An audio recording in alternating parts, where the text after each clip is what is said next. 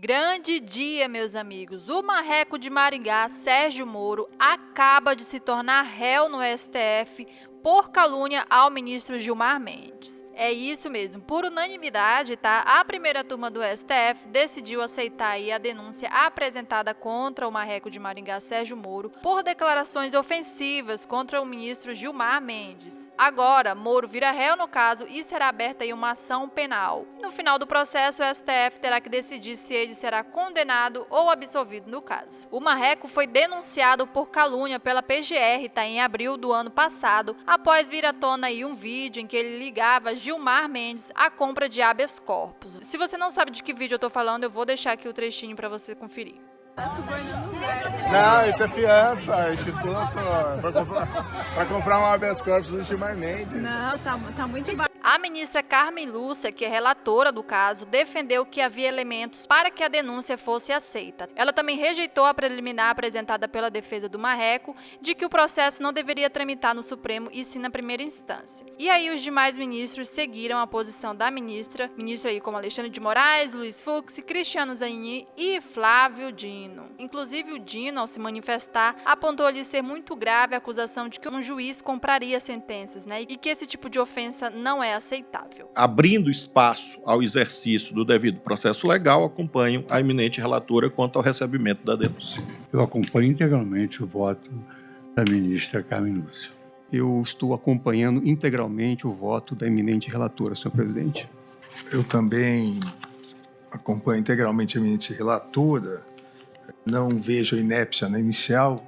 Estão presentes os requisitos do artigo 41 Código de Processo Penal. Da mesma forma, nesse momento de análise do recebimento da denúncia, a justa causa também se apresenta viável, como já detalhado pela eminente relatora. Dessa forma, recebo integralmente a denúncia e proclamo o resultado.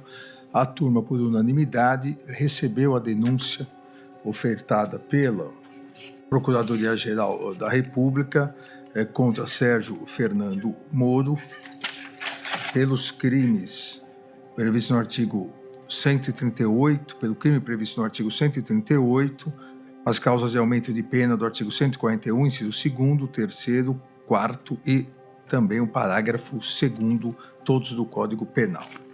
E pessoal, outro assunto de hoje é a CCJ que está analisando a PEC que criminaliza porte de qualquer quantidade de drogas, tá? A comissão está analisando aí essa PEC e já tem corrida de rabo e confusão, tá? A deputada Sâmia Bonfim, como sempre, né, muito aguerrida, foi pra cima e chamou o Ricardo Salles do que ele de fato é, né? De traficante de madeiras. Pois bem, aí teve uma puxa-saco lá que não gostou e foi pedir lá para que se retirasse essa fala da Sâmia Bonfim, mas como todo bolsonarista foi rasteira, né, e acabou ali falando sobre o irmão da Sâmia Bonfim. E claro, a deputada Sâmia foi para cima e deu assim aquela lapada seca que vocês já estão acostumados a ver, né? Confiram aqui um trecho. Pedir a retirada da fala da deputada Sâmia.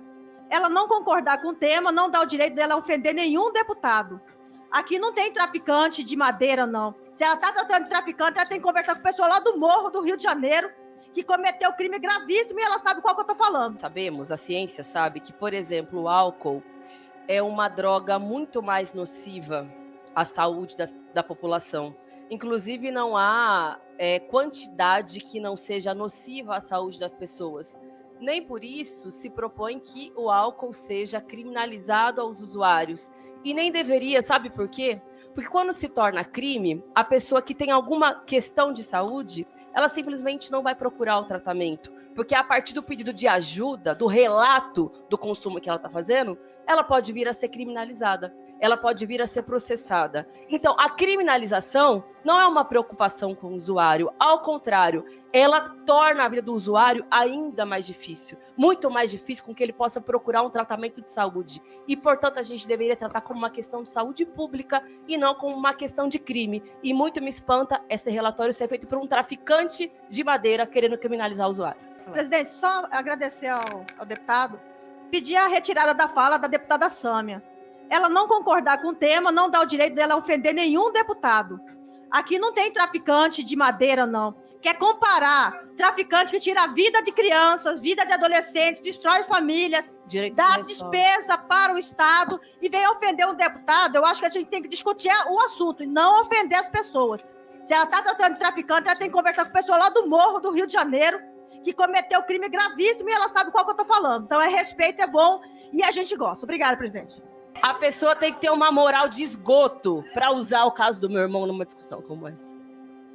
Uma moral de lixo para, nesse tema, trazer o caso do meu irmão, deputada. E, sinceramente, um projeto como esse, sabe o que fortalece? O crime organizado. Porque pessoas que não deveriam ir para a cadeia vão para a cadeia e quem ganha com isso é o crime organizado para aliciar esses jovens que vão dar naquele espaço. E eu tenho certeza que uns e outros apoiam esse projeto justamente por isso. Porque é o crime organizado, como o Comando Vermelho, que vai se beneficiar com uma tragédia social como essa. Por isso, em primeiro lugar, lave a sua boca antes de falar do meu irmão. Tenha respeito pelo luto da minha família e responda à sociedade por ajudar a alimentar o crime organizado que traz a dor para tantas famílias brasileiras como a minha. Cale a sua boca. Outra deputada que também sempre dá um show em suas falas é a Fernanda Melchiona. E claro, dessa vez não poderia ser diferente. Ela saiu em defesa da Sâmia Bonfim e colocou os bolsonaristas nos seus devidos lugares. Presidenta, eu queria entrar no debate da PEC, mas antes eu quero dizer que eu estou anojada. Que eu vi nessa comissão hoje uma das coisas mais vis, sujas, o submundo do que representa a extrema-direita e do esgoto, expressa pelo ataque ridículo da Coronel Fernanda, minha colega Sâmia Bonfim. Primeiro eu quero me solidarizar com a Sâmia e dizer, Sâmia, que eu sei, ou nem imagino, o quão doloroso foi a perda do teu irmão e, de novo, nossos pêsames, nossa solidariedade e nossa vida de luta contra as quadrilhas, as milícias e essas organizações criminosas que, inclusive, se retroalimentam do mercado ilegal de drogas. Bem diferente do que disse a Coronel Fernanda, de maneira desrespeitosa, de maneira, eu diria, criminosa e de maneira hipócrita e demagógica. Eu acho que a Coronel Fernanda devia estar preocupada se defendendo frente ao Supremo Tribunal Federal. Não é minha criminoso. É bem a tua praia. Ajudar criminoso, golpista. Pausa o tempo ali, por gentileza. Pausa o tempo. Criminoso é quem ajuda a transportar golpista, Coronel Fernanda. Como no 8 de janeiro, que a senhora é investigada no Supremo Tribunal Federal, por exemplo. Criminoso, eu acho que é desrespeitar o luto de uma colega, independente do que a colega pense, de forma criminosa. Criminoso é vir aqui de maneira hipócrita, tentar fazer um falso debate sobre uma PEC que segue uma lógica de criminalizar o usuário. E, ao mesmo tempo, ficar caladinho quando o avião da igreja do tio da Damares tem 300 quilos de cocaína. E, ao mesmo tempo, ficar caladinho quando tem gente no alto escalão vinculado com crime organizado. Seja os defensores de milícia, como teu presidente, que homenageou milicianos, e o dono do escritório do crime, Adriano de Nóbrega, que foi morto em queima de arquivo lá na Bahia, sejam aqueles que querem seguir uma lógica que já se mostrou falida. Porque é muita demagogia. Vem aqui, não, porque é a repressão que resolve o problema das drogas. Que mentira! Que mentira! Que mentira! A guerra às drogas que vocês fizeram só retroalimentou a violência. A questão da droga, do usuário, tem que ser tratado como uma questão de saúde pública, para que as pessoas possam se tratar. A senhora acha, por exemplo, que deveria o Zé Trovão, que admitiu ter usado cocaína, ter sido preso, ou ter tido a oportunidade de se tratar e dizer que garantiu se livrar desse vício que é extremamente perigoso e nocivo à saúde? Ou, por acaso, a guerra ao álcool que foi feito nos Estados Unidos não significou a piora da segurança pública? E tiveram que revogar a lei seca lá nos Estados Unidos, ou a guerra às drogas no Brasil não significou a retroalimentação do sistema carcerário com mais gente servindo no exército das facções que comandam o presídio? Chega de demagogia, chega de hipocrisia, chega de Bom, pessoal, é isso. Eu fico por aqui. Peço que você se inscreva no canal, isso é muito importante. Curta esse vídeo, comente, deixe a sua opinião. Eu vou ficando por aqui. Um grande beijo, até mais. Fui!